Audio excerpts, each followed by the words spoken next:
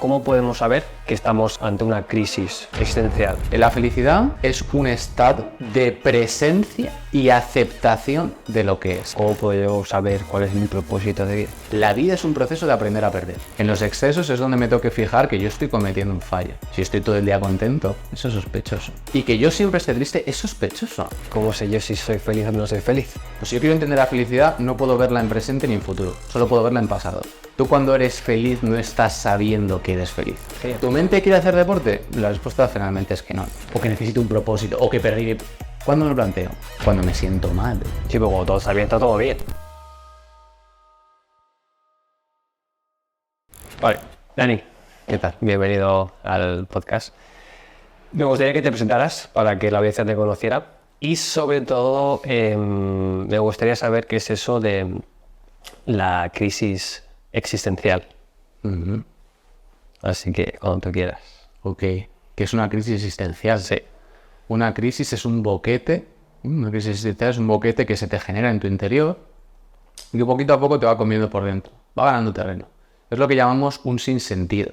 Y el sinsentido se instala por varios motivos que ahora veremos, pero generalmente tiene un carácter existencial porque afecta a la forma que tengo de verme a mí mismo y de interpretar el mundo que me rodea. Entonces, claro, cuando yo dejo de tener sentido en mi contexto, yo tengo una crisis existencial. Porque las piezas no casan. No encajan. Eso es. Vale, genial. Y que te iba a preguntar, a ti, ¿por qué te suele contratar la gente? O sea, ¿cuál es el servicio que tú ofreces? Pues básicamente el servicio que ofrezco es que la persona... Tengo dos partes en el servicio. La primera es la de personalidad. Es decir, le hago entender a la propia persona qué necesita más allá de lo que quiere. Eso es bien. Todos queremos cosas. De hecho, generalmente solemos querer lo mismo. Más tiempo de calidad, mejores relaciones, más dinero, más tal. Vale. Pero ¿qué necesitas tú? Vale, pues hasta que no te comprendes a ti, hasta que no te conoces, tú no puedes saber lo que necesitas. Y hasta que tú no te das lo que necesitas, tú no puedes ser feliz. Total. Parece un trabalenguas, pero no, en realidad es algo muy... Y luego la segunda parte, en la que hablo más de heridas emocionales, ahí lo que vemos es cómo tú te relacionas con tu entorno. Especialmente relación de pareja y relación laboral, que suelen ser los dos conflictos más grandes que tenemos todos. Conflicto de propósito, que tiene que ver con el trabajo, y conflicto de pareja, que tiene que ver con si soy apreciado, si soy amado, etcétera, etcétera, ¿no? Y son un poquito esas dos palos que toco. Hay veces que, digamos, tenemos el problema en uno de los lados, a veces está en la personalidad, y a veces está, por mi forma de interpretar el mundo, errónea, y a veces está en mis relaciones, en cómo yo interpreto lo que el otro me hace, para que nos entendamos, ¿no? Sí. Eso es. Sí, eso está guay porque eso sí que lo tengo, quiero que lo hablemos luego, el tema sobre todo del propósito, que eso sí que me gusta bastante, y el tema de cómo también influye el entorno a las emociones. No siempre, ¿no? Has estado con el tema de las crisis existenciales. ¿Cómo has llegado a ser experto en esto? ¿Has tenido algún trauma, algún problema o algo que te haya llevado a ahora trabajar en esto y ayudar a personas? Es una muy buena pregunta porque, claro, hay una diferencia esencial entre lo que es el conocimiento y lo que es la sabiduría. Ajá. El conocimiento es, me leo un libro, me veo un vídeo, como quizá pudiera ser o escucho un podcast, pero la sabiduría tiene un carácter de experiencia, es experiencial, es una experiencia que tú vives en primera persona. Vale. Entonces eso implica muchos más detalles de lo que tú puedas ver en un libro, ¿no? Entonces, lo mío parte de la experiencia, de muchas crisis que se han producido en muchos cambios, porque una característica que yo he tenido en mi vida, que creo que pudiera ser diferencial, es que he dado cambios de 180 grados y muy seguidos. Vale. Entonces, detallemos esto. Vamos con eso, ¿vale? Porque me han dicho, he tenido muchos cambios y como que has vivido experiencias. Detallemos estas experiencias. Vamos allá. Pues mira, la primera de ellas, bueno, yo siempre he sido un chico un poquito introvertido, ¿no? Y siempre he estado muy en mi cabeza, muy en mi mundo, ¿no? Yo toda la formación que hice fue de matemáticas puras, hasta llegar a la universidad, ¿no? Entonces yo iba con matemáticas y tal, pero luego me gustaba mucho el arte, o sea, como muy contradictorio, muy variopinto. Y es como que yo siempre tenía un anhelo de congruencia en mi vida, ¿no? Entonces, ¿qué es lo que pasa? Cuando llegué a la universidad y me di la leche porque llegué a ingeniería y vi pues las caras que había allí, es decir, cómo estaba la gente, no porque las ingenierías sean malos lugares, sino por, bueno, pues por la energía que había allí, ¿no? Entonces yo no encajaba allí. No encajaba. Era como poner ahí un fuñigote rodeado y digo, es que esto no tiene que ver conmigo. Entonces me tuve que ir de ahí, ¿no? Una crisis de la leche, porque claro, está mi futuro en juego, claro, porque ya has hecho selectividad, pero ¿a dónde Lo que había vas? pensado, ¿no? Como esto era lo que yo quería o creía que quería. Exacto. Oh. Entonces ahí está la diferencia, fijaos, entre querer y necesitar, que es lo que he explicado antes, ¿no? Entonces digo, no, yo podría querer esto, pero me di cuenta que no es lo que necesito. Entonces cogí y me fui a Bellas Artes. Yo tenía dos opciones. Los palos bastante... Claro, tenía dos opciones, o Bellas Artes o Psicología. Eran mis únicas dos opciones, mis únicas dos bazas. Y me cogieron en Bellas Artes, ¿no? Entonces, claro, me pegué un giro absoluto y me fui a Bellas Artes. Hice Bellas Artes, tal. Y claro, yo empecé con la paranoia de sí, porque yo en realidad soy artista, porque tal, porque nunca nadie me entendió. Paranoias que todos tenemos. Entonces, digo, pues no, quiero ser artista, ¿vale? Ah, vale, pues muy bonito, tal, y bueno, y voy haciendo y demás. Y claro, pues lo típico, siempre dicen que te vas a morir de hambre y tal, ¿no? Yo soy muy cabezón. No fue mi caso, ¿vale? Yo, según terminé la carrera, empecé a trabajar con uno de los artistas más importantes que hay en este país. Una persona maravillosa, excelente, siempre tengo muy buenas palabras para él.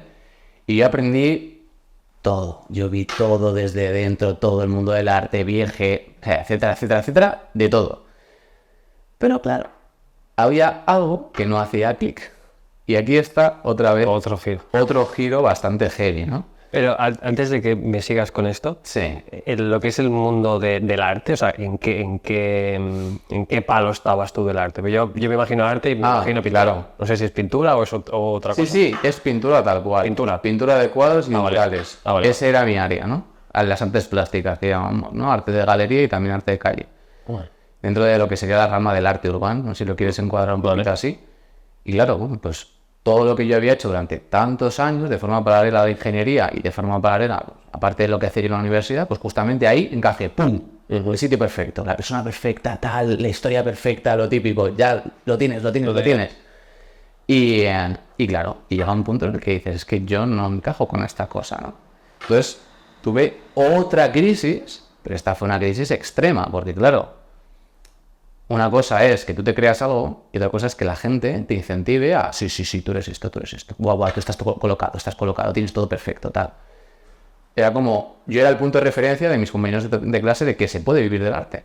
Vale. Entonces yo tenía una responsabilidad social, si lo queremos llamar así, ¿no? Aparte de mi propia paranoia narcisista personal que todos podemos... ¿Qué te habías puesto tú la presión social? Que me la había puesto yo también, ¿no? Entonces, claro, hay otra crisis, ¿no? Otro vacío. Yo veo que yo tengo unas necesidades de expresar unos conocimientos que los trato de expresar a través de los cuadros, pero que veo que el mensaje no llega. Que veo que no va por ahí el asunto. Que veo que es más un tema de estatus, un tema de, no sé, de estética, no es un tema de conocimiento, de poder expresar la interioridad. No. Yo siempre he sido una persona muy romántica, ¿no?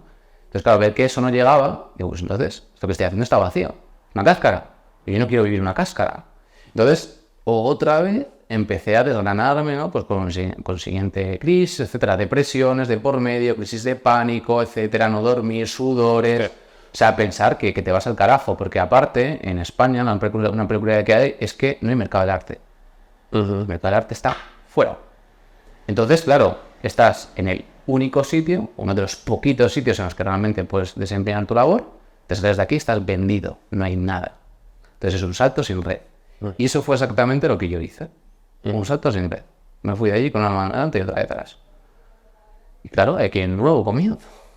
Y aquí es cuando ya empiezo a dedicarme a esto, que es la terapia, en la que hablo de crisis existencial, en la que hablo de la identidad, en la que hablo de la espiritualidad de las personas, que es lo que la vida nos empuja a desarrollar cuando ves que tu mente ha chocado tantas veces con la realidad que te das cuenta de que algo tiene que cambiar, ¿no?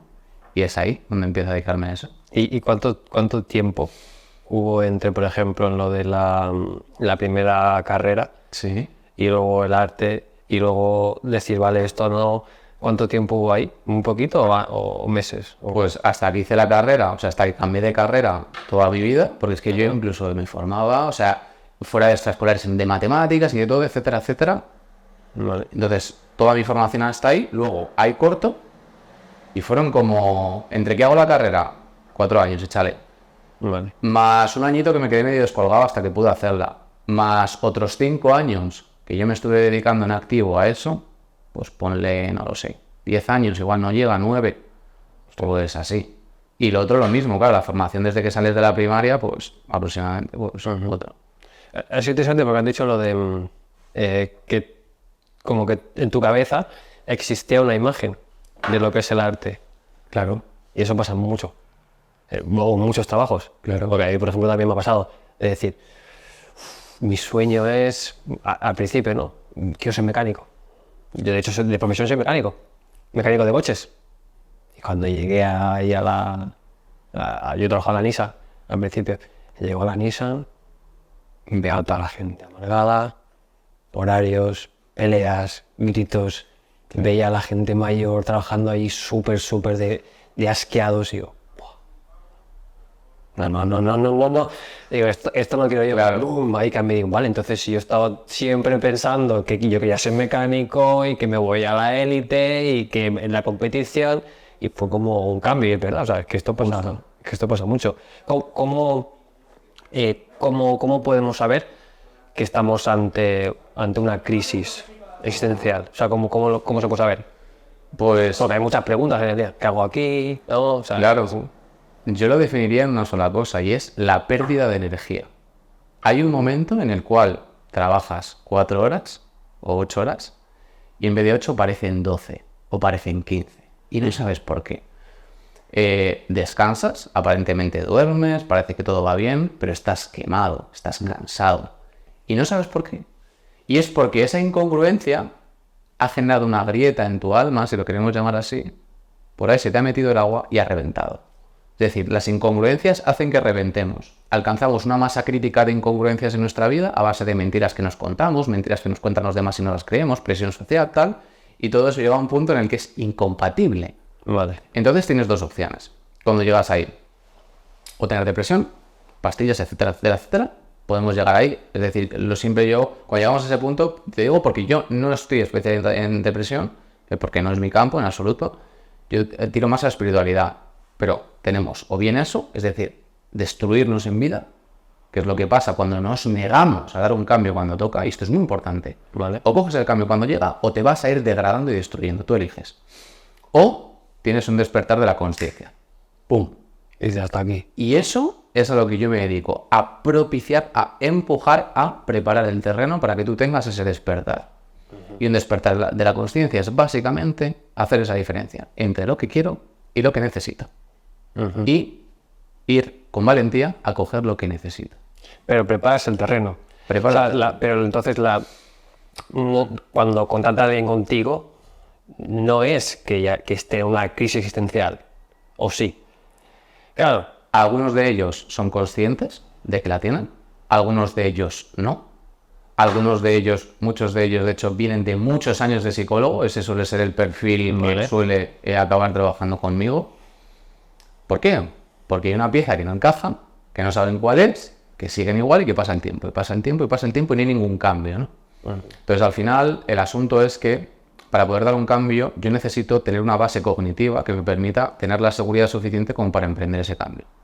Vale. Es decir, para dar el salto yo tengo que saber que yo tengo un paracaídas puesto y que no pasa nada y que no me va a matar. Claro. ¿Y tú preparas para qué? Y yo preparo ese paracaídas. Oye, mira, es este, mira, cuando pasa esto, cuando piensas así es por esto, cuando tal. Doy explicación a todas esas cosas que en tu cabecita están sueltas y parecen problemas random, cuando en realidad son todos el mismo. Y una vez que tú adquieres esa congruencia interior, dices, ahora sí, yo voy a actuar. Y mucho de aceptación, que es lo que tú decías.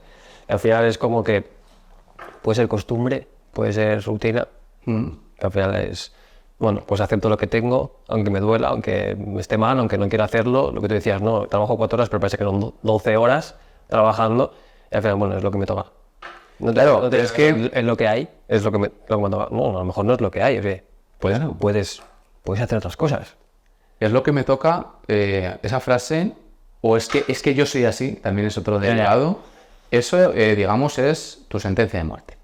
Eso es coger la pala, cavar un agujero y decir, chao, me tiro. Hay muchas personas, y esto siempre que lo he visto me llama mucho la atención y por eso os lo voy a compartir, que dicen, o nos decimos a nosotros mismos cuando nos lo hemos dicho, yo ya me rindo. Sí, total. De decir, es que ya no puedo, es que tal. Hay muchas personas por aquí trabajo que están ahí, es que, tío, es que ya me rindo, es que no puedo más, es que voy a petar. Y yo les pregunto, ¿es una opción? Quiero decir, si eres honesto contigo mismo, lo has intentado. Has intentado rendirte. Has intentado seguir con tu vida como que no pasa nada, has intentado engañarte, has intentado utilizar cosas para tapar ese vacío interior, puede que hayas consumido cosas, puede que hayas tenido exceso, bueno, pues, que te hayas alimentado mal, que hayas dormido, que hayas tenido malos hábitos, en definitiva. Pero eso no ha funcionado. Si eres honesto, te habrás dado cuenta de que no es una posibilidad rendirte. Y esto no es como un discurso motivacional, esto es la realidad. Entonces, sabiendo que no es una opción, ¿cuál es la otra vía? ¿Qué pasa? Tengo miedo, no salto. Vale, tienes esto. Pero es que esto no es una rendición, porque no puedes rendirte, porque el cuerpo va a estar somatizando y va a estar haciendo cosas para que dejes de estar en ese punto. Hay mucho miedo, entonces transitamos el miedo. Me ha gustado eso. Sí, sobre todo por lo que comentábamos, porque al final es como que eso, ¿no? Es lo que hay, yo soy así y pasan los años y sigo siendo, yo soy así y es lo que hay, y pasan los años y pasan tu vida y no sé qué, y al final Sí. Tío, hay muchos más caminos que seguramente te hacen feliz. De hecho, lo que te iba a preguntar es que una de las cosas que he visto en tu biografía es que ayudas a las personas a ser más felices, ¿no? A buscar esa felicidad. Así que la pregunta es súper sencilla, es fácil. ¿Qué es para ti la felicidad? Pues es una muy buena pregunta. Fijaos, curioso. La felicidad como tal, voy a contar algo muy profundo, ¿vale? Sí, dale. El ego, hay una diferencia entre ego y esencia. Básicamente, una de las diferencias es que el ego es utilitario. Tu mente busca las cosas en tanto en cuanto le sirven a ella para conseguir un objetivo. Es decir, establece metas utilitarias. Yo quiero dinero para poder viajar. Yo quiero pareja para sentirme amado. Yo quiero esto, yo quiero lo otro. Yo quiero. La esencia busca lo que yo necesito.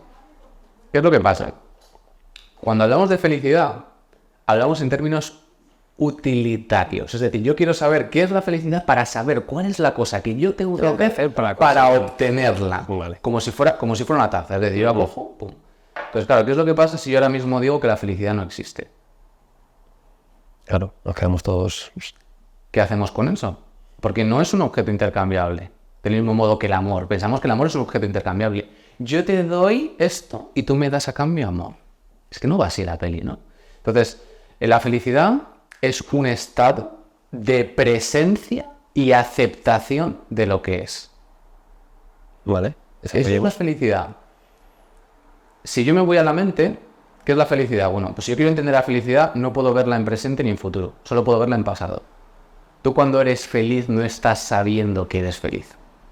Eso te iba a preguntar. ¿Cómo sé yo si soy feliz o no soy feliz? Vale, pues aquí encajo con lo que te contaba antes del alto nivel de energía o el bajo nivel de energía de la crisis existencial. Yo sé que soy feliz simplemente cuando tengo un alto nivel de energía. Eso es la felicidad.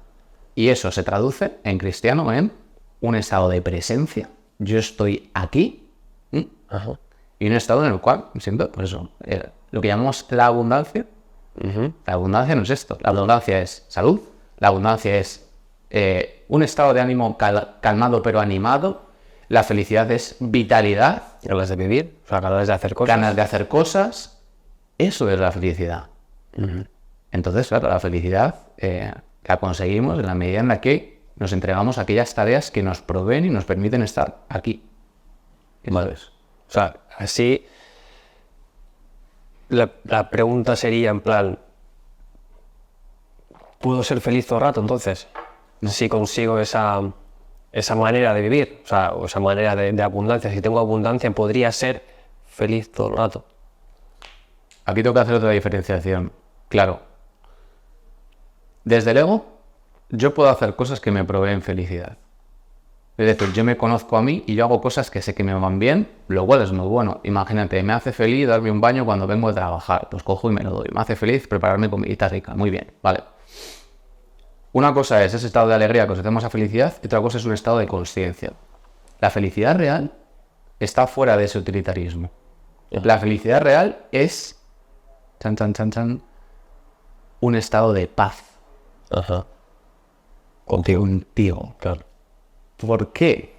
Porque si yo voy buscando la paz fuera, vas a tener todos los motivos del mundo para no obtenerla. Porque tengo un problema aquí, porque mi pareja, porque el trabajo, porque esto me falta, porque lo de allí. Claro, un estado de felicidad es un estado de paz. Y un estado de paz es un estado de consciencia. No hago las cosas porque quiero cosas, o para evitar miedos o conseguir deseos, que básicamente consiste en eso, sino hago las cosas porque realmente necesito hacerlas. Y eso es ese lugar de no sufrimiento. La felicidad es un estado de no sufrimiento en ese sentido.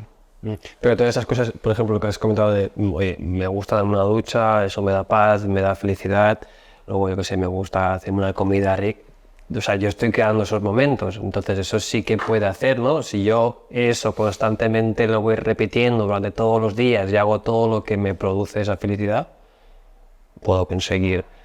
Sí, lo puedes conseguir, lo que pasa que tus gustos cambiarán, tú empezarás a ser una persona distinta a la que eres hoy, y ahí es cuando llega a lo que yo llamo la crisis existencial, que básicamente es una muda de piel, hay una muda de identidad, hay una vieja identidad, hay un viejo Fabián, hay un viejo Adán, que quería cosas, que tenía pensamientos, que había cosas que le gustaban, pero ahora hay un nuevo, que yo no sé qué es lo que le gusta a este nuevo.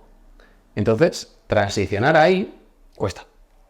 Bueno, si eres consciente de que se están cambiando los gustos y eres capaz de decir, Claro. "Vale, a lo mejor la ducha fría ya no me gusta, ahora está de moda la ducha fría, ya no me gusta, ya no me da felicidad. Exacto. Oye, lo elimino y sigo viendo, ¿no? lo que me da felicidad. Fíjate, ¿eh? Yo estoy aquí en esta identidad y a mí me da felicidad el baño de agua fría, el no sé qué, no sé cuánto. Y aquí hay otra que yo no sé qué es lo que me da felicidad.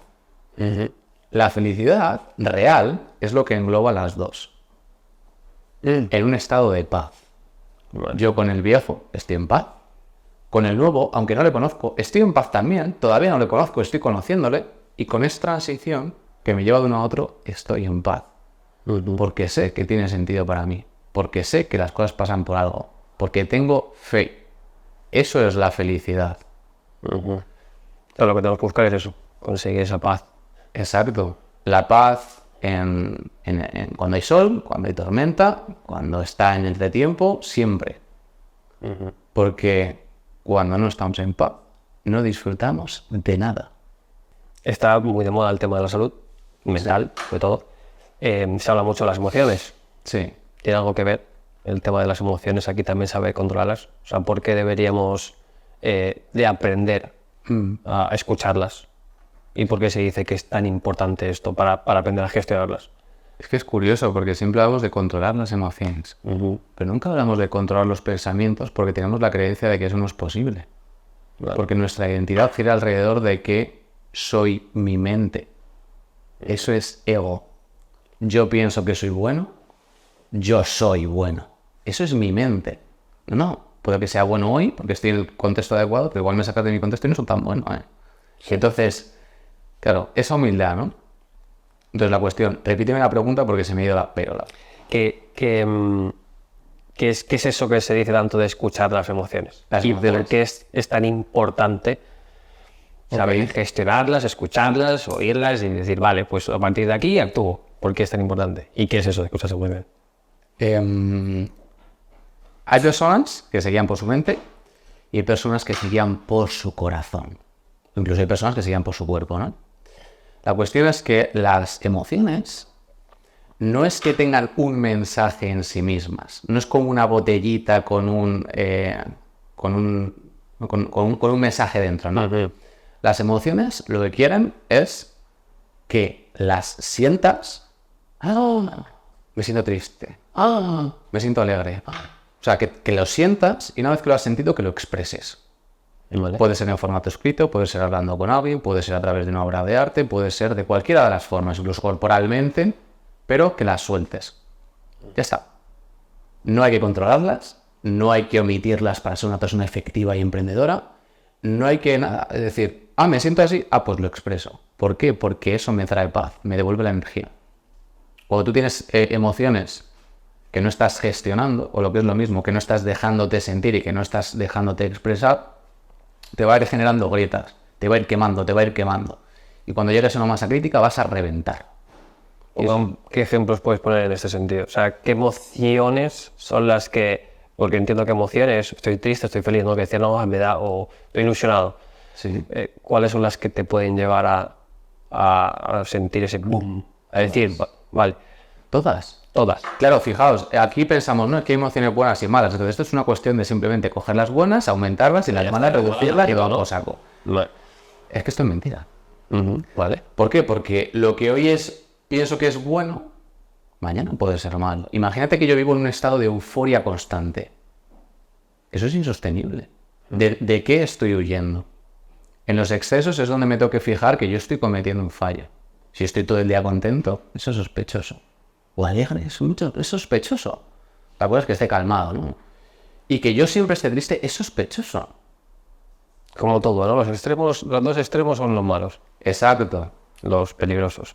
Exacto. Entonces tengo que darme cuenta de cuando yo tengo un estado sostenido, al menos de cara a la galería, porque nosotros sabemos que la procesión siempre va por dentro, al menos de cara a la galería, un estado sostenido extremo, yo me doy cuenta de que yo estoy acumulando, estoy cargándome problemas, estreses, etc. Me estoy estresando para sostener ese estado. Entonces yo tengo que aprender a soltar. Hay emoción positiva, luego viene emoción negativa, luego viene emoción positiva, y yo tengo que ser capaz de observar esto sin implicarme con ello. No soy bueno, no soy malo, no soy bueno, no soy malo, no soy bueno, no soy malo. Es decir, yo soy independientemente de lo que me pasa. Vale. O de cómo me comporto, o de si tengo esta emoción o si tengo esta otra. ¿Qué pasa? Cuando yo tengo malas emociones, digo, claro, es que yo ahora estoy muy triste porque en realidad es que yo no valgo. Y ya tienes la... Sí, que no tienes que ver esa emoción con lo que tú eres. Nada que ver. Tus emociones con quien tú eres. Y esa es la mejor gestión que yo creo que podemos hacer. Bueno, es que de ahí aprendes a gestionarlas o no he liado. No, claro. Claro, porque si al final tienes una emoción muy positiva, lo que decías, soy eufórico. Yo soy de una manera, pero como estoy tan eufórico, creo que soy de otra manera. Estoy en otra posición. Al final te hace estar en un punto que no es el tuyo. Pero si estoy en una emoción súper negativa, te sientes como una mierda, por de alguna manera. Exacto. Y realmente no lo eres. Exacto. Encontrar ese punto clave, punto medio. Pensamos que somos como nos sentimos. Y nada que ver. Y nada que ver. Hay una cosa son pensamientos, lo que yo me cuento de mí mismo. Otra cosa son mis emociones, como yo me siento. Y otra cosa es cómo actúo. Entonces yo que tengo que intentar alinear las tres. Que de repente me viene emoción negativa. Vale, pues yo tengo que estar un poquito más relajadito, me permito expresarlo, tal. Que yo tengo pensamientos un poquito más tal, bueno, pues hago cosas que me saquen de ahí, ¿no? Pero siempre teniendo en cuenta que yo no soy ninguna de las tres. Eso es muy bueno. Y eso que decías de soltar, que es eso de hay que aprender a soltar emoción. Claro, y a mí me llega una emoción. Hagamos un proceso. Sí. Hagamos un ejemplo. Alguien que te llega que, hostia, tengo estas emociones, estos pensamientos, y no consigo soltarlos, como dices tú, o no consigo gestionarlos de una buena manera, o me llevan al lado malo ese que decías, no, me pongo en un lado súper bueno, pero también luego me pongo al otro lado, del contrario, y soy una mierda. ¿Cómo se puede gestionar eso? Claro. La cuestión es la siguiente. Hay un caso además que me repite mucho y son personas que son muy obsesivas. Vale. Es decir, porque claro, cuando hay dos piezas que no casan, yo me obsesiono con que todo tendría que ser de otra forma, pero claro, como no, sufro, pero no puedo evitar sufrir, entonces me castigo por estar sufriendo, entonces es un bucle, ¿no? Obsesión. ¿Qué es lo que está pasando?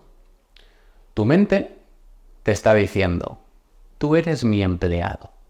¿Qué es lo que te está diciendo? Te está diciendo, cada vez que tú dejes de obsesionarte, yo te voy a traer más obsesiones. Oye, a ver si te vas a pensar que tú eres una persona autónoma y libre. No. Entonces, la propia mente tengo que empezar a verla como un organismo independiente.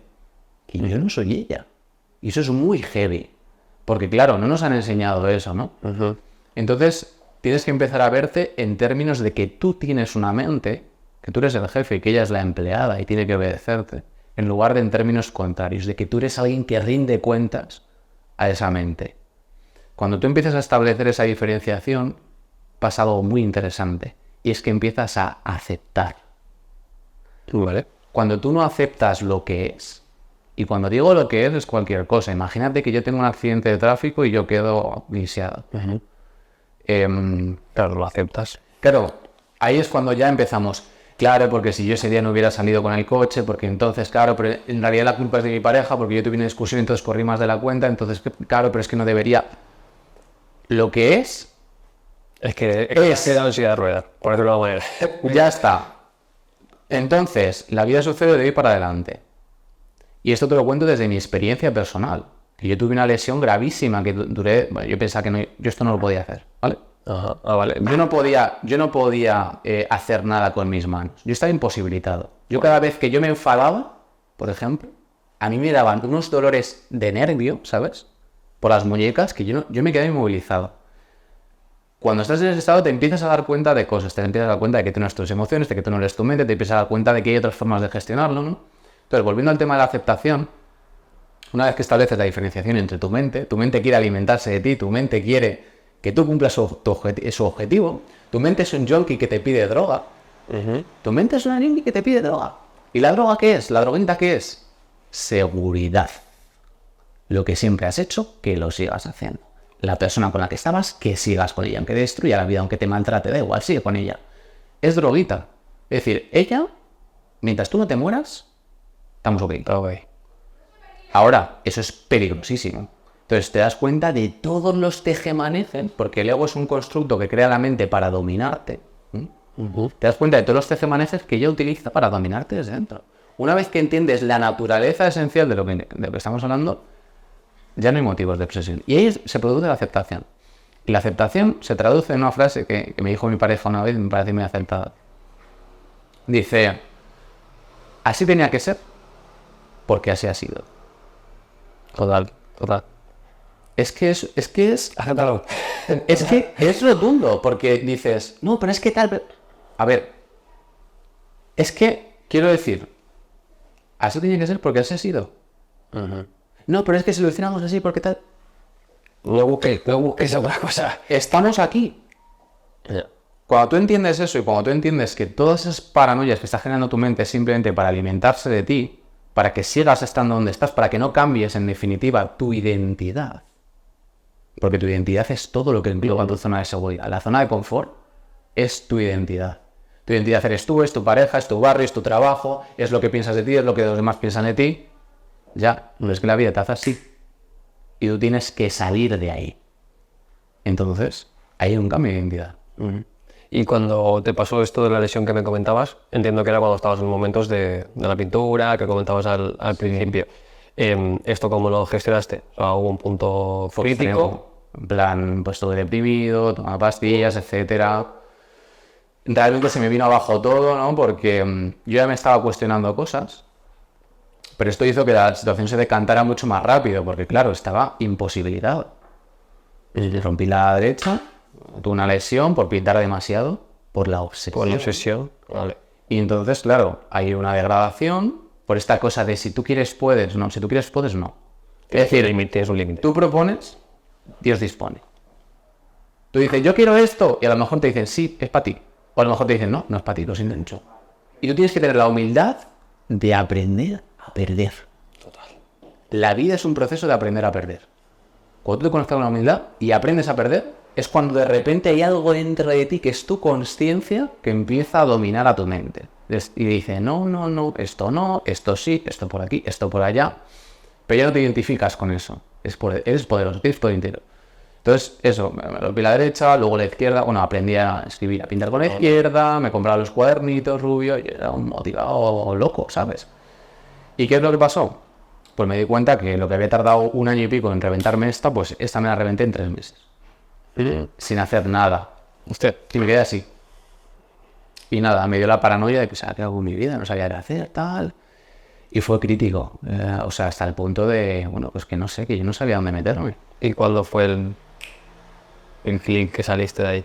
Pues el clic fue después de recuperarme, porque la cosa es que yo me recuperé, pero yo me di cuenta de que es que yo ahí no, o sea, que no tenía sentido yo estar allí ya. Y ahí ya cogí y dije, no, es que el arte no soy yo, esa idea que yo he creado de mí mismo me está dominando desde dentro a hacer cosas que no quiero hacer y que no me gusta hacer y que además incluso no van acorde a mis valores. Y entonces tuve que dar ese salto. Como de, Entiendo que ahora piensas eso. Es que yo tengo una frase que me gusta mucho que es en plan: todo tiene que pasar, o sea, todo lo que pasa por algo. Entonces tu lesión pasó por algo. tal cual. Para darte cuenta de que ese no era tu sitio.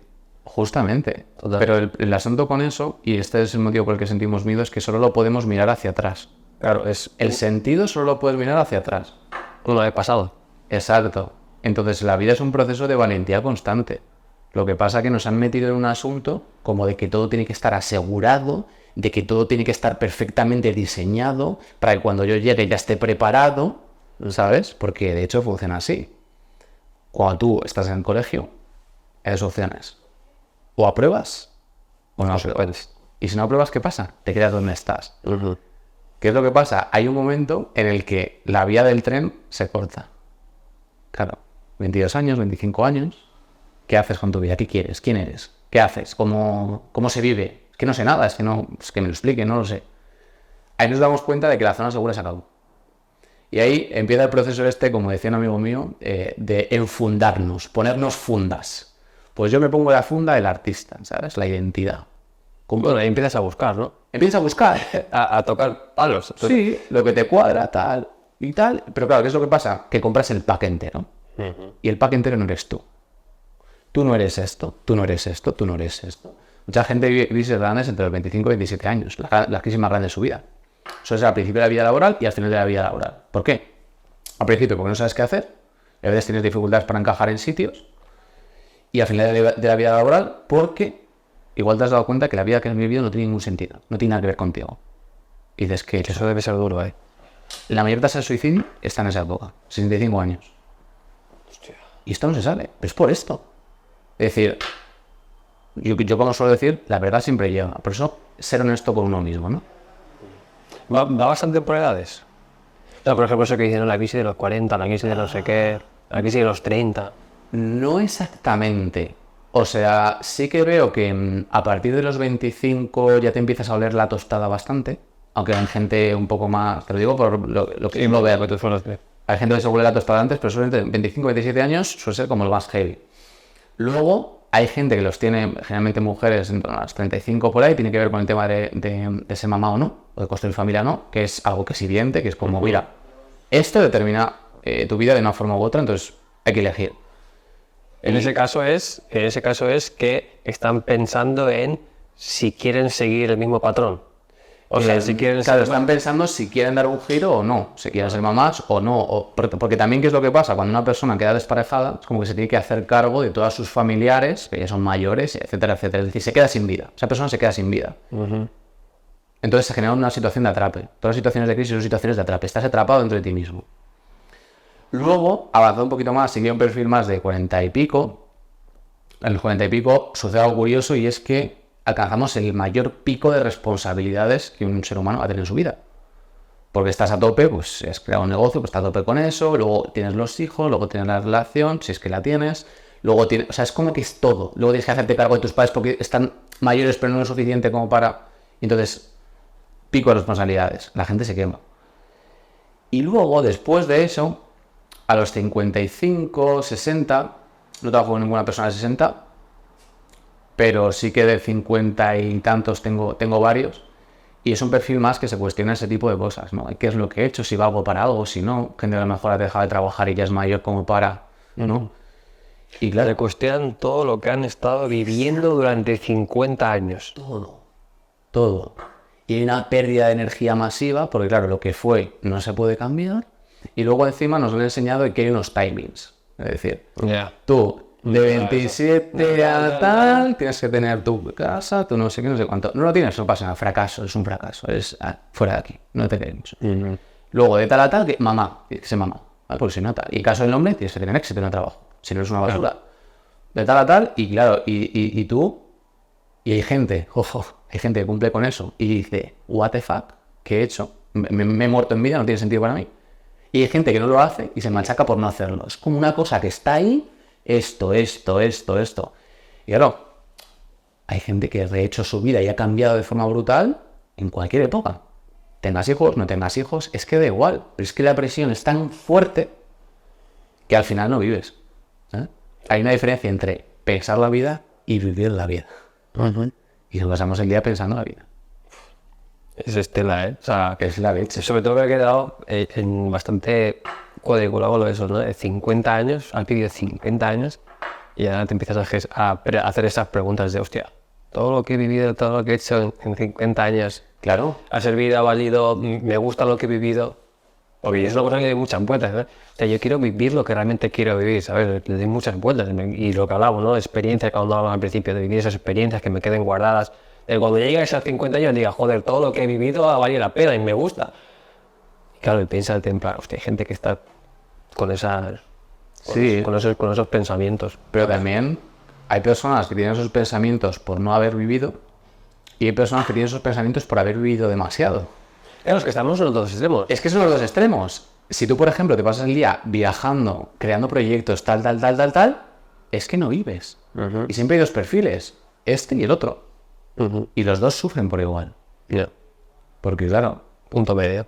no es lo mismo decir, a mí me gusta ir a un buen restaurante. No es lo mismo tienes tiempo, tienes una horita, horita y media para un poquito de sobremesa, un poquito de tal, con alguien que te cae bien o que te gusta, tu pareja o quien sea, y disfrutar. Pero claro, si te quieres comer ese plato en 5 minutos, que es lo que queremos, rápido, experiencias. ¿Para qué? Para no verme a mí mismo. Si yo lleno la casa de cosas, pues no veo ni la puerta, o sea, no sé nada. Entonces, hay dos perfiles. El de la persona que no ha vivido por miedo, etcétera. Y la persona que ha vivido demasiado dice, es que no sé. He querido llenar el saco, digamos. Sí, o que se ha dado cuenta de decir, vale, ahora que tengo todo, ¿qué hago? Me mato. Porque, Ya. ¿por qué se matan los artistas cuando están en el pico de su O éxito? gente millonaria que tiene mucho dinero y que se acaban matando. Pues es por eso. Ya. Es por eso. Es preferible coger y vivir menos experiencias. Bueno, no vivir menos experiencias, sino esas que vivas, disfrutarlas mucho más. Exacto. Como ser más consciente de lo que dices tú, de lo que estoy haciendo ahora, de disfrutarlo, de comer lento, de estar con la pareja y que se te quede guardada ahí, que digas, claro, joder, qué momento acabo de vivir.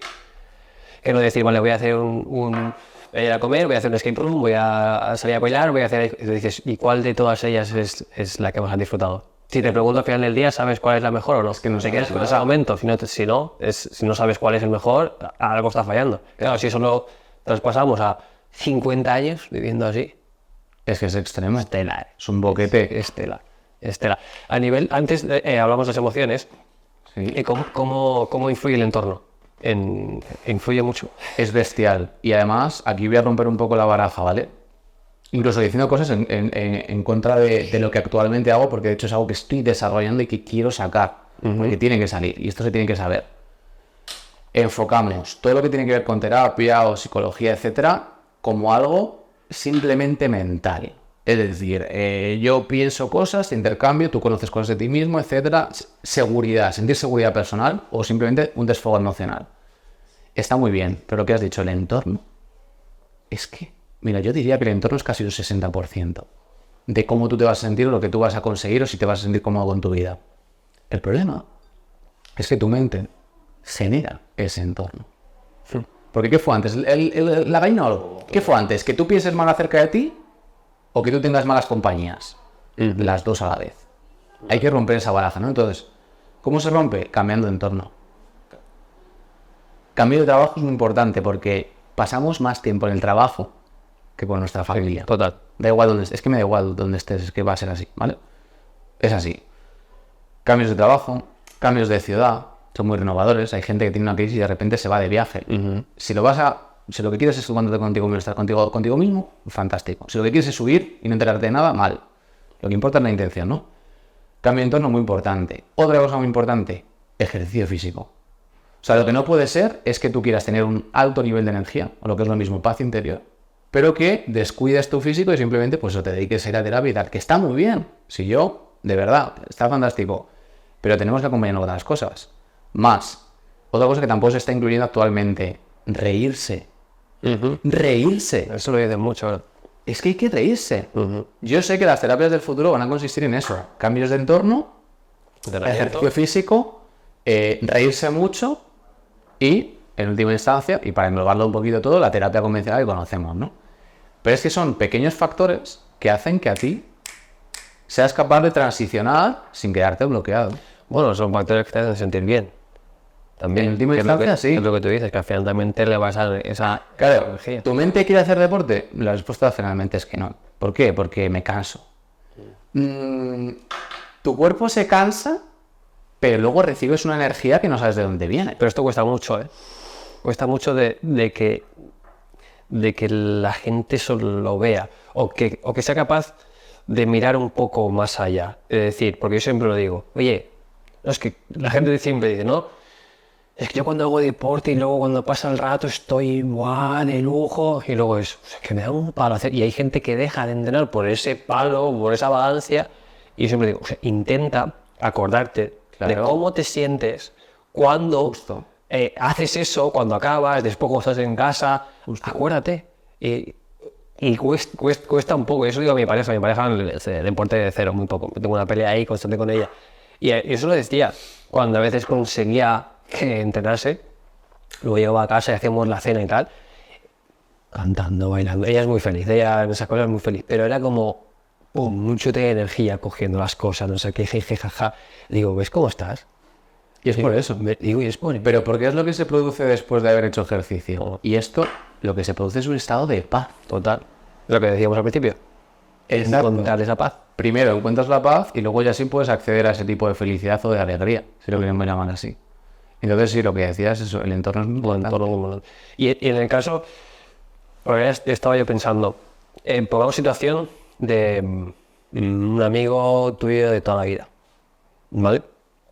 Pero obviamente comentábamos antes que todo va cambiando. Al final yo tengo unos gustos, tengo unos pensamientos, pero voy creciendo, voy conociendo Claro. otras personas, viajo, hago esto, Vas voy cambiando. cambiando. Pero a lo mejor esa persona sigue igual, porque hay muchas personas que avanzan, pero otras que se quedan. Si a mí esa persona me frena, me hace sentir mal cada vez que estoy con ella, digo, no, ¿qué hago? Claro. O sea, deberíamos, la pregunta sería, ¿tengo que trabajar en aceptar a esa persona o que se vaya de mi vida? Es muy complejo. Lo ideal es que tú cojas y salgas de ahí. Depende, ¿vale? ¿Qué es lo que sucede? Yo, por ejemplo, veo en muchas, sobre todo con la familia, con los padres y con la pareja, hay un problema con eso. Hay una persona que está deprimida, muchas veces, contagia todo eso. Total. ¿Por qué? Porque en lugar de visitar a un profesional, y para eso estamos, cogen y utilizan al resto de personas de su entorno para calzar su silla. Yo me siento mal, gracias a ti tú me escuchas, yo me siento bien. Pero sigo en malestar. ¿Por qué? Porque el vacío de fondo, esa transición que yo te he comentado, no se ha realizado. Entonces es un sumidero que lleva a la propia familia entera a la enfermedad, a la depresión. Y lo mismo pasa con la pareja. Pasa que incluso de forma un poquito más intensa, ¿no? O estás tú a tú con una persona todo el día. Entonces, después la pregunta es, ¿lo dejo o no? Si una persona se siente en esa situación y no quiere cambiar, no quiere buscar ayuda, lo siento, no es un buen lugar para ti. ¿Por qué? Porque te va a traer enfermedad. Tú necesitas estar tú bien contigo mismo para poder amar a esa persona. Lo que va a pasar es que le vas a acabar rechazando. Y al final vas a hacer algo para que al final sea él el que te abandone. Esto es muy común. Vale. Pues solo por no quedar sentirte culpable. Era de que él Exacto. de que desaparezca, sí, Exacto. que tú digas, oye, hasta luego. Pero eso es un acto de cobardía. Tienes que ser valiente. Él no quiere solucionarlo. Y pasa mucho en las parejas, sobre todo con mujeres que dicen que sus parejas, hombres, no les escuchan o no hacen caso. Ajá. Cuidado, chicos. Te coges y te vas. Lo siento mucho, duelo, etcétera, hay que hacerlo. Porque si no te va a llevar al hoyo. Otra cosa es, por ejemplo, que esa persona se trabaja a sí misma. Que veas que pone de su parte, que veas que aunque esté mal, él quiere continuar y tal. Bueno, pues evidentemente tú eres su pareja, o tú eres su familiar, o su hijo, o su hija, o su padre, o quien sea, y pues evidentemente le acompañas. La cuestión es, yo estoy aquí para ti, me vas a tener siempre, soy incondicional, pero una cosa es eso y otra cosa es que te alimentes de mí. En el momento en el que yo me empiezo a sentir drenado, yo sé que he cruzado la línea roja. Entonces tengo que empezar a espaciar el contacto. No estamos hablando ni siquiera de que tú te tengas que ir de allí y ya está. Porque yo estoy en contra, porque eso es otro límite. Rompo la baraja. Cuidado. Vas espaciando poco a poco. Es decir, no te dejas contaminar, poquito a poco. Que sigue esa intensidad y que todavía más aumenta, tienes que espaciar más el contacto. Y llega un punto en el que de forma natural, pues somos como galaxias. Es decir, tú cambias de identidad, esa persona se queda donde está, pues tú empiezas a rodar alrededor de la galaxia, ¿no? Relacional. ¿Y por qué cuesta tanto dejar ir? Ojo, que somos súper egoístas, ¿eh? Tenemos un miedo a la soledad. Pero eso también pasa con lo que hemos comentado antes de también el trabajo y un montón de cosas, porque yo veo muchas personas que, o hablo con ellas, estoy hasta los huevos, ahora estoy fatal en el trabajo, estoy no sé... Dámelo. Claro. ¿Por qué cuesta tanto? Dejar ir algo. Es inseguro. Es decir, lo de más vale malo conocido que bueno por conocer, eso es tu ego al 100%. Tu mente siempre quiere que sigas donde estás, aunque te mueras, porque si no, no estaría cumpliendo su función, pero quiere protegerte todo el rato. Y esa protección estándar y al final te quema. ¿Qué le dirías a una persona? Porque, sobre todo en el tema del trabajo, o es algo que a mí siempre que lo veo me repatea por dentro porque digo, joder, tío, sal de ahí, tío, si que te has amargado, sal. Y más cuando veo a chavales de, que no soy aquí muy viejo, ¿no? Pero de 22, 23, 25 años, estresados, fatal, en un trabajo quemado, y dicen, pues si tienes toda la vida por delante, tío, busca otra cosa. ¿Qué le dirías si te llega una persona así, ese perfil? Que habrá muchas personas que estén escuchando de ese perfil. ¿Qué le dirías? Voy a decir algo muy políticamente incorrecto. Bueno. Quien quiere hace. Ajá. Lo siento chicos, lo siento mucho, quien quiere hace. Y tú dirás, ya, pero es que yo quiero y no puedo, que es lo de siempre, ¿vale? Entonces estamos en un paradigma en el cual tu parte consciente quiere, es decir, tú eres consciente de que quieres dar un cambio, pero tu parte subconsciente sigue sin querer. Y eso pasa porque no te conoces, porque no sabes lo que necesitas. Tienes que poner a tu subconsciente a tu favor. Entonces, quien quiere hace. ¿Quién encuentra la solución? ¿Tú encuentras al terapeuta o el terapeuta te encuentra a ti? Claro. Cuando tú quieres saber algo y vas a buscarlo, yo te aseguro que va a aparecer alguien a tu encuentro. ¿Qué fue antes, la gallina o el huevo? Las dos a la vez. Entonces, incluso cuando tú inicias ese movimiento, incluso solo cuando tú piensas en hacer ese movimiento, la vida te va poniendo situaciones. Pero tú tienes que dar el primer paso. Tú estás aquí, la vida está aquí, o la solución está aquí. La solución llega a mitad de camino, tú tienes que hacer la otra mitad. Y aquí hay un miedo de la leche. Entonces, pregúntate a ti mismo si te pasa eso. ¿Tú quieres o no quieres? ¿Tú quieres dar ese cambio sabiendo todo lo que puede suponer? ¿O prefieres quedarte donde estás? Honestidad. Para que la gente dice que quiere. Es que no quiere porque no nosotros decidimos con nuestros actos. O sea, si tú quieres de verdad, lo haces. Con mucho miedo que tengas. Tú con tus actos haces cosas para cambiar eso. Eso es como tú te comunicas con la vida. La vida, o Dios, me llaman así, tú te comunicas con él a través de actos. No a través de pensamientos ni de emociones, no, a través de actos. Y eso es lo que no entendemos todavía. Y la vida se comunica contigo a través de actos también. Entonces, cuando tú empiezas a mirar por ti, a hacer lo que necesitas, empiezan a producirse sincronías. La sincronía es, tú vas al encuentro de la vida sale tu encuentro. Y se producen cosas justo en el momento en el cual la persona aparece para que tú puedas hacer esto y puedas hacer lo otro. Eso es simplemente que tú has adquirido un grado de congruencia contigo mismo. Hay muchos grados, ¿no? Pero tienes que dar ese paso. Después con tus actos. Que al final es como, yo estoy haciendo lo que se habla, que a veces luego se confunde con la suerte, ¿no? Que muchas veces en cosas que pasan es, has tenido suerte. No, es que he actuado, o sea, he hecho el primer paso, he hecho esto y todo ha empezado a rodar. Y al final lo que tú dices, la vida se ha encontrado conmigo. Es tan crudo como eso, y además siempre digo lo mismo, ¿no? Porque es como que queremos resolver la vida desde la mente, pero es que cuando se habla de ley de atracción, por ejemplo, ley de atracción, la propia palabra lleva dentro la palabra acción. Sí, no. A-T-R y que venga todo. Acción. El 70% de eso es acción. Entonces, haz cosas y pasan cosas. Total. Y ahí antes hemos comentado la parte del límite. O sea, de llegar al límite. Sí. Tenemos que llegar al límite, o hay veces que hasta que no llegas al límite no dices, vale, se acabó. Porque lo has comentado antes, lo del tema de la muñeca. Al final ese fue tu límite. De decir, llegué aquí y ahí dije, hasta luego. Hay veces que se llega a ese punto. O sea, llegamos a ese punto y es cuando decimos, cambiamos. Muy mal tienes que estar para que realmente decidas dar ese cambio. Lo digo porque el 95% de nosotros estamos muy dormidos en nuestros propios pensamientos, en nuestros deseos, en nuestros anhelos.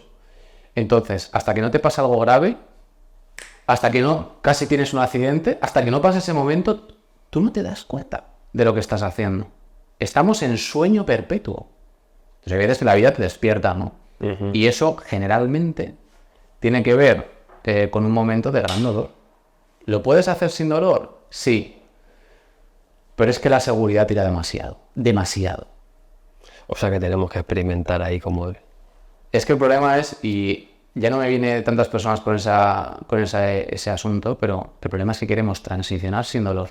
El problema es que yo quiero crecer sin tener dolor de huesos. El problema es que yo quiero tener músculos pero sin tener agujetas. Pero es que eso no existe. O sea que siempre va a estar la parte del dolor. Claro. Y aquí se establece la diferencia entre dolor y sufrimiento.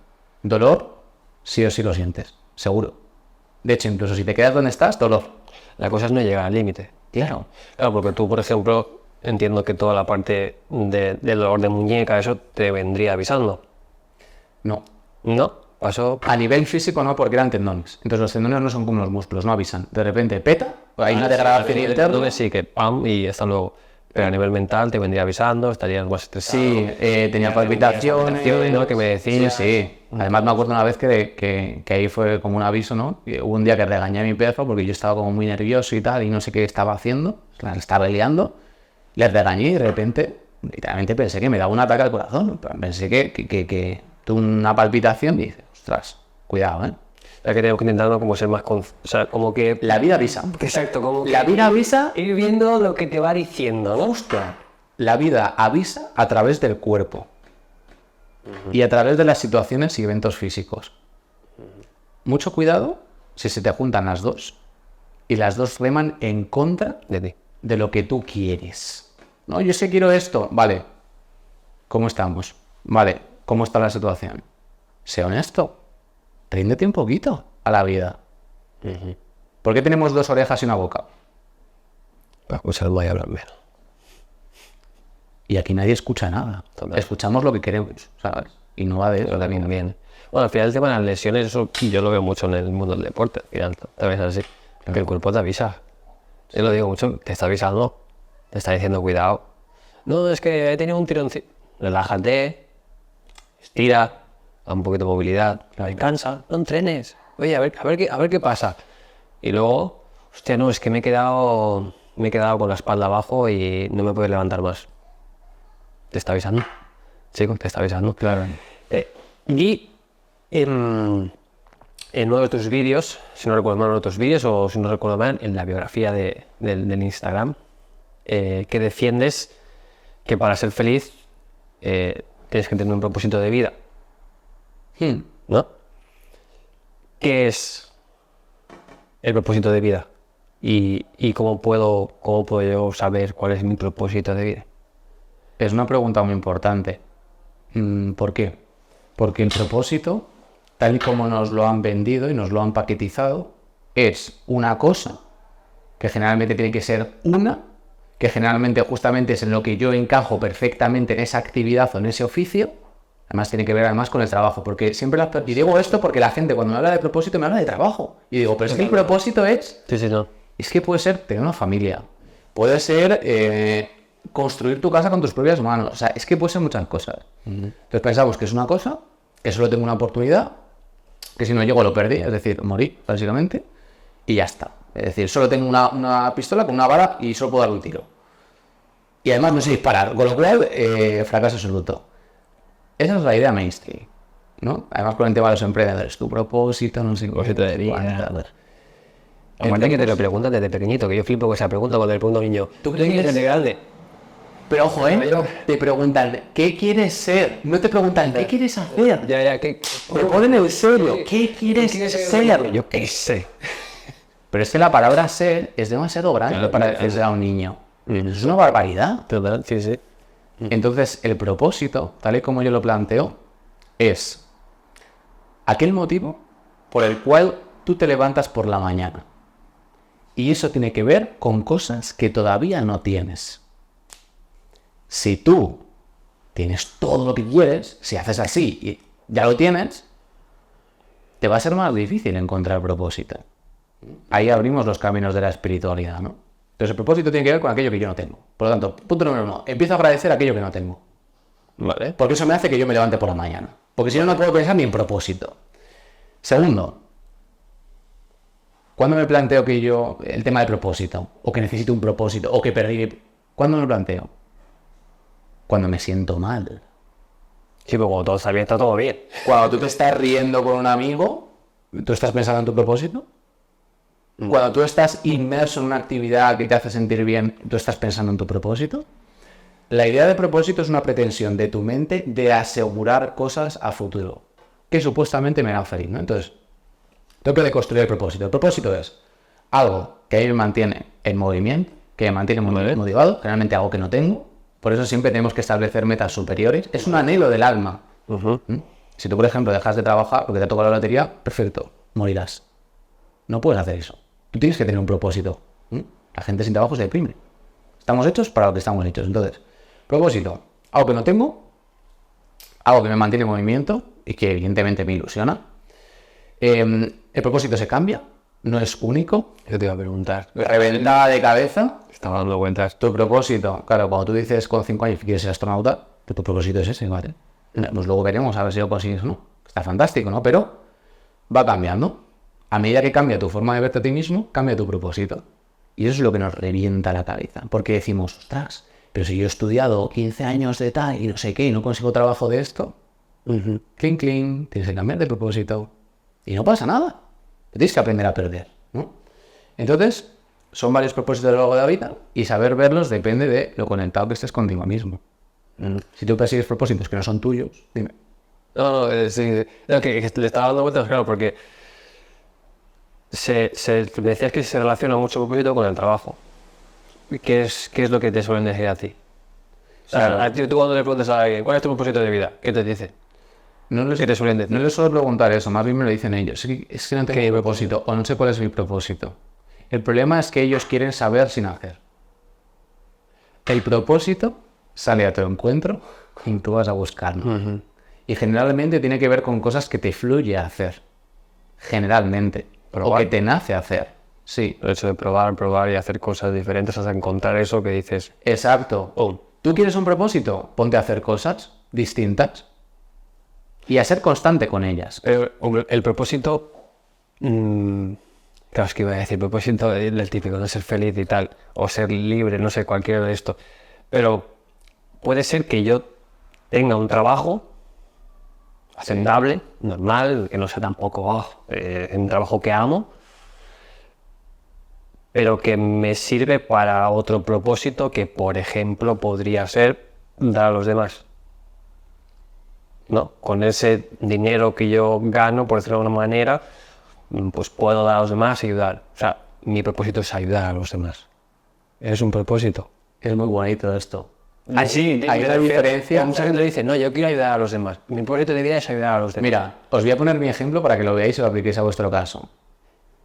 Yo decía, yo quiero ser artista. Decía, vale, eso es un propósito, ¿no? Entonces, en la medida en la que yo llegue a conseguirlo o no, pues yo estaré motivado para conseguir ese propósito. Y mi vida tendrá sentido, ¿no? Porque voy hacia un... O sea, la mente lo que quiere es que tú vayas a algún sitio. Y concretamente que sepas a dónde vas, que esa es la parte como más complicada, ¿no? Yo quiero ser artista, eso es la forma. Eso es una forma, hueca, forma. Y yo me voy aproximando a eso, que yo quiero. Solo sé si lo quiero mucho, mucho, a medida que me voy acercando. Es decir, tú no sabes si alguien es guapo hasta que no se acerca. Y dices, vale, es un guapo, ¿sabes? Me gusta.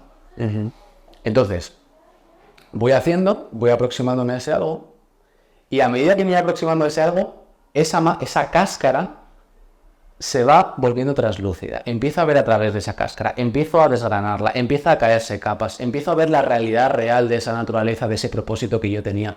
Empiezo a ver si ese propósito realmente encaja conmigo. Y de repente contacto con la esencia de ese propósito. Y os digo cuál es. La esencia de ese propósito, en mi caso, no era ser artista. La esencia de ese propósito era dedicarme a algo que me permita ir a la profundidad del mundo, porque yo todas las pinturas que hacía eran dedicadas a la profundidad de la naturaleza de la vida, de la naturaleza de las personas, de la psicología de la mente, que me permita esa profundidad y que me permita cierto rango de creatividad. Y yo he encontrado que eso era mi propósito.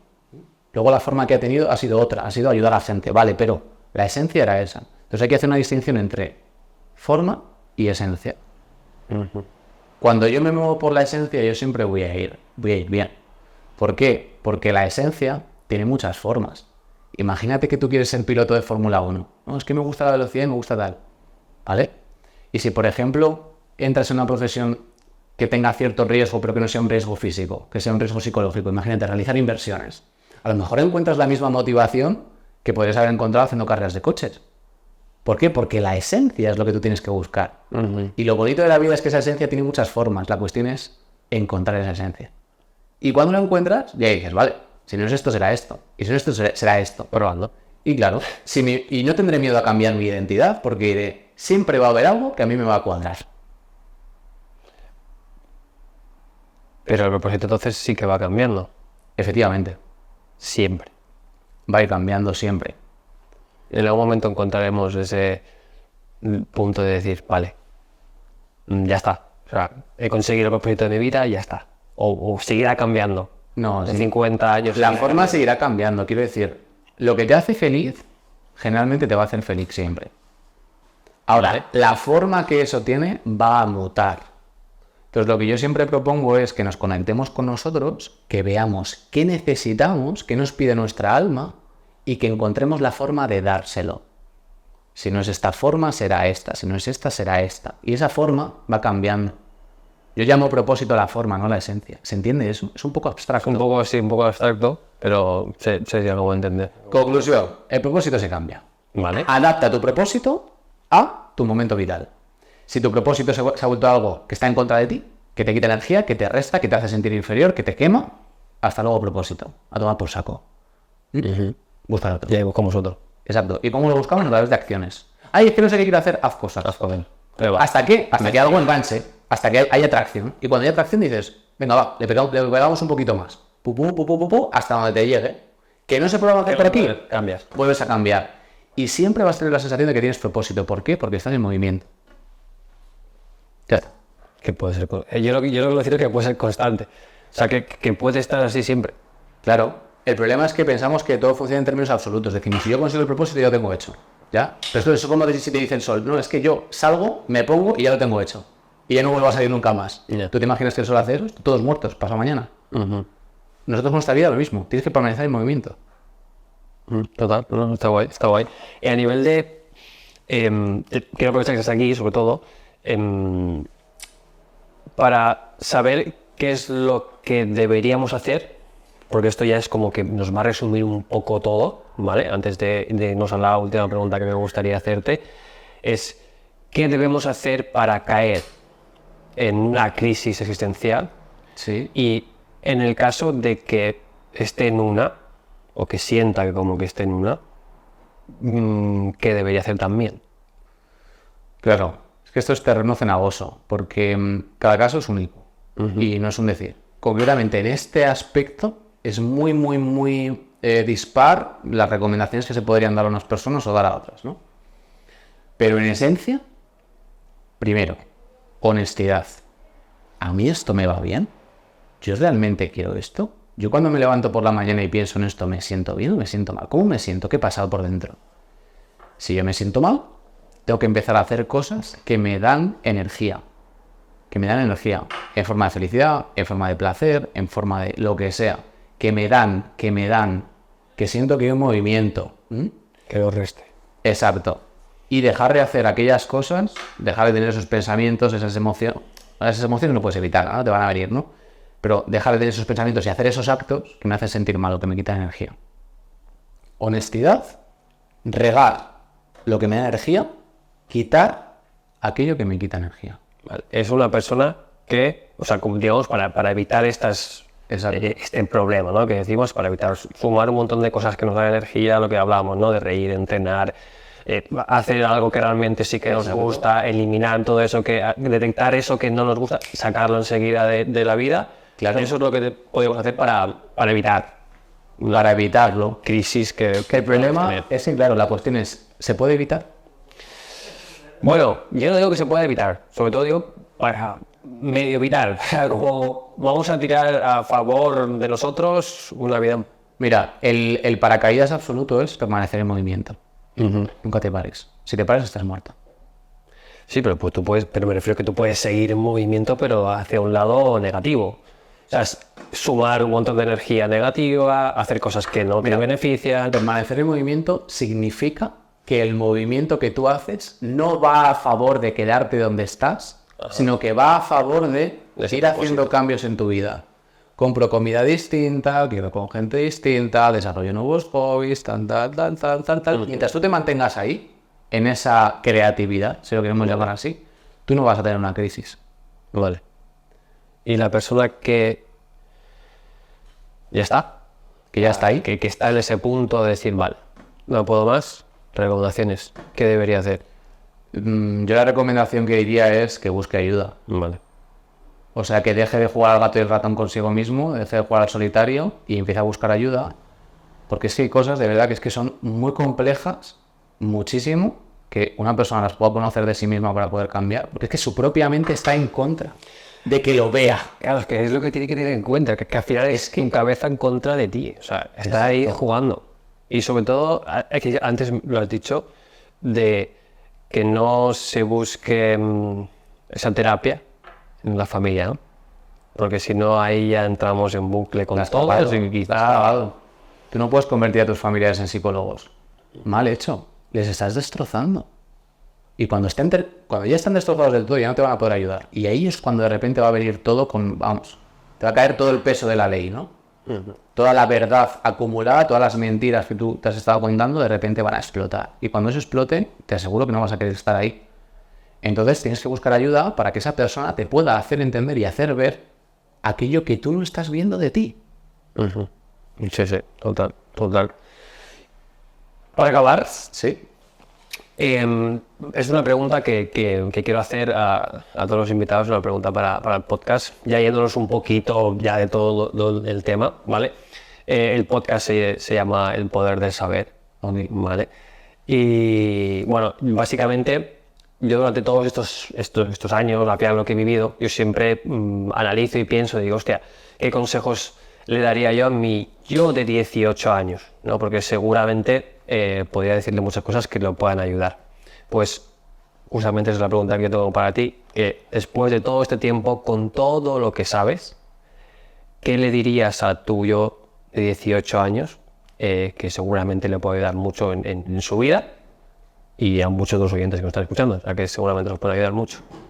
Pues yo lo que le diría es que no sea tan arrogante, Vale. que escuche más y que sea más flexible. O sea, que no sea tan inflexible con los objetivos, con las cosas, no, porque a mí eso me ha destrozado la vida, o sea, literal. Entonces, no os creáis todo este tema de las redes, de que si quieres puedes, de tal, mucho cuidado, escucha más, ponte a nivel, nunca te creas mejor que nadie, nunca te creas peor que nadie y conecta con quien verdaderamente eres, sé honesto. Oye, me gusta. Antes de irte, ¿dónde te puede conocer la gente? ¿Cómo puede tratar contigo en el caso de que esté en un punto así raro o que quieran evitarlo o simplemente quieran hablar contigo? ¿Dónde te pueden conocer? Pues donde estoy más activo es en Instagram, ¿Vale?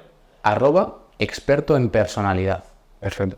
Bueno, igualmente lo dejaremos abajo ahí todo en la descripción y te podrán conocer. Muy bien. Bueno, pues muchas gracias. Un placer. Gracias por estar aquí. Nos vemos la próxima. Hasta luego, chicos.